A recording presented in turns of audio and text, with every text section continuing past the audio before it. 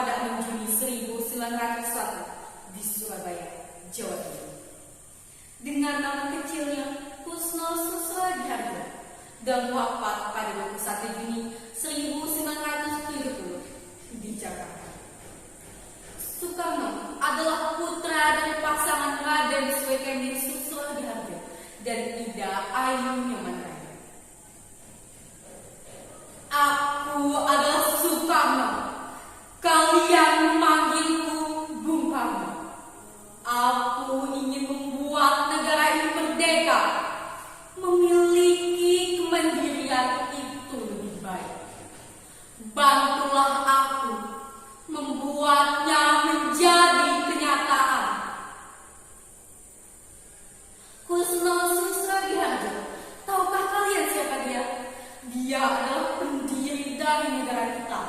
Dan kata yang selalu terucap darinya, jas merah, jangan sesekali melupakan sejarah. Ya, dia adalah Soekarno. Masa kecilnya sangat dekat dengan kita. Dia berpindah dari satu tempat ke tempat yang lainnya, mengikuti ayahnya yang menjadi seorang guru. Ayahnya selalu berpesan kepadanya untuk selalu mengingat semuanya. Tak heran jika dia menjadi anak yang cerdas. Lalu bagaimana dengan hidupnya? Sebagai keturunan bangsawan Bali, ibunya selalu bercerita tentang perjuangan para leluhur mereka. Sejak itu, patriotisme tertanam di dalam hatinya. Soekarno sebagai golongan pemuda yang aktif dalam organisasi. Jongjapa, Putra, PNI, dan lainnya. Dia menjadi salah satu orang yang paling kritis dan diantisipasi oleh Belanda. Aku membenci imperialisme. Aku menolak kolonialisme, kata Bung Karno pada salah satu pidatonya. Dia bertekad membuat bangsa ini merdeka dari kolonialisme dan Belanda. Dan dia tidak pernah takut memberikan opininya untuk melawan Belanda. Jika kau ingin mengasingkanku, kau ingin membawaku ke bagian terpencil di dunia ini sekalipun, tubuhku akan tetap berada di penjara. Tapi semangatku akan terbebas. Kalian tahu apa-apa Belanda? Mereka mengasingkannya ke berbagai tempat. Ke Digul di Papua, ke Ende Nusa Tenggara, dan ke Bengkulu, Sumatera Selatan. Bagaimana dengan Soekarno? Dia melihat keadaan rakyatnya. Dia menyaksikan penderitaan mereka. Dan dia selalu yakin bahwa suatu saat Indonesia akan terbebas dari penjajahan. Dalam pengasingannya, dia memikirkan dan menulis sesuatu tentang bangsanya.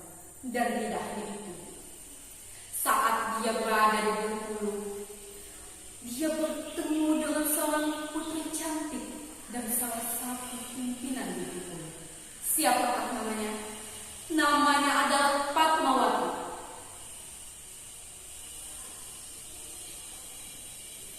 Saat pertama kali kita bertemu, aku tahu aku mencintaimu.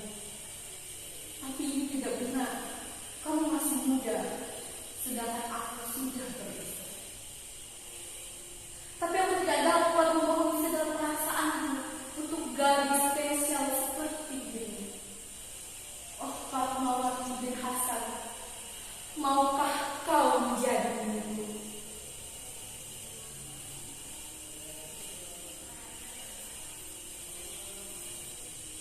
Aku mengagumi. Aku rasa aku juga mencintai. Aku tidak dapat memikirkan hal lainnya selain memikirkan tentang dirimu. Tapi kau sudah punya istri, Soekarno.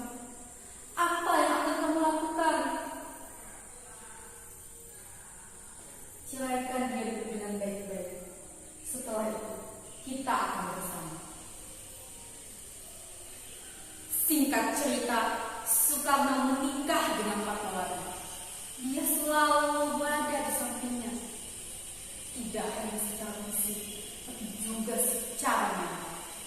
Di masa sulitnya, Fatmawati selalu bersamanya. Ketika penjajahan Jepang hampir berakhir, Soekarno dan para golongan pemuda sudah siap untuk mendeklarasikan kemerdekaan Indonesia. Tapi Soekarno sebagai orang tua ingin menunggu Jepang menyerah. Namun, para golongan pemuda ingin mempercepatnya. Permisi, Bu Karno. Kita harus pergi dari tempat ini. Kau harus ikut dengannya. Ini untuk dirimu. Ini untuk Indonesia. Kata Karno, salah satu golongan pemuda. Mereka ingin Soekarno dan Fatmawati memiliki pemikiran yang jernih untuk menentukan kemerdekaan Indonesia.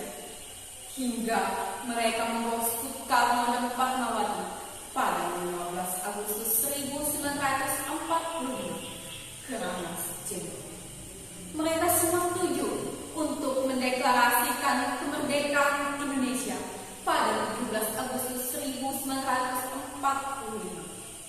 Mereka mempersiapkan segalanya.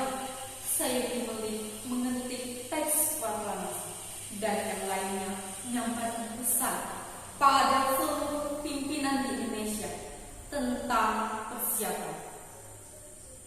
Lalu bagaimana dengan Fatmawati?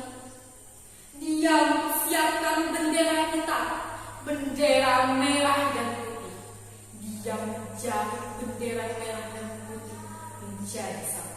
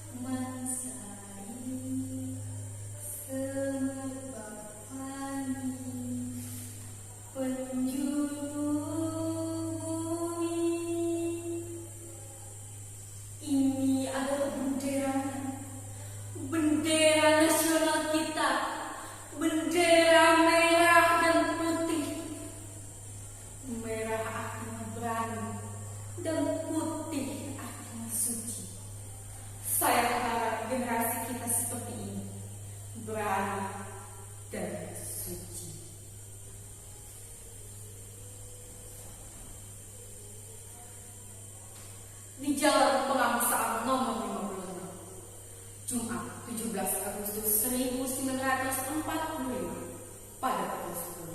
Semua orang berkumpul di depan rumah Soekarno. Mereka ingin menyaksikan bagaimana suatu bangsa dibentuk. Mereka ingin menjadi saksi bagaimana suatu bangsa bisa merdeka dari penjajahan. Setelah sekian lama berjuang, setelah sekian banyak pertumpahan darah, air mata, dan penderitaan yang dikorbankan, hingga sekarang akan merdeka dari penjajahan, Indonesia akan menjadi masa yang baru.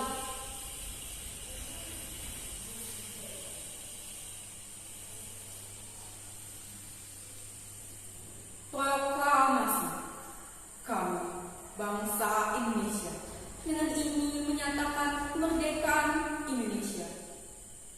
Hal-hal yang mengenai pemindahan kekuasaan dan lainnya akan diselenggarakan dengan cara seksama dan dalam tempo yang sesingkat-singkatnya.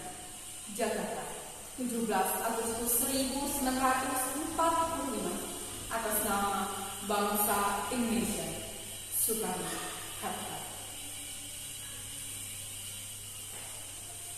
Bangunlah jiwanya, bangunlah badannya untuk Indonesia Raya. Perjuangan kita mudah karena kita hanya melawan penjajah.